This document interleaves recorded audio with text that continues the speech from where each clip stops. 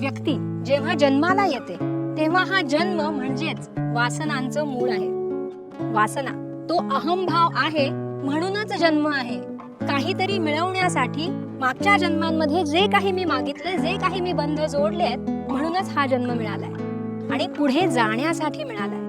या सगळ्या वासनांमधनं मोकळं होऊन समाधानी होऊन मोकळं व्हायचंय आणि त्यानंतर हे सगळे बंध संपवून पुढे मुक्तीच्या मार्गाला जायचं असं अध्यात्म सांगतं. पण ह्या अहंभावातून अहंकार जन्माला येतो आणि माणूस तिथेच गुरफटत राहतो. जन्मानुजन्माचा हा प्रवास सुरूच राहतो. या सगळ्या गोष्टीतनं मिळतं ते दुःख. अहंकारातूनही दुःखच मिळतं. हा अहंकार येतो कसा आणि काय काय त्याचे दोष निर्माण होतात या शरीरामध्ये, मनामध्ये, हेच आपण जाणून घेणार आहोत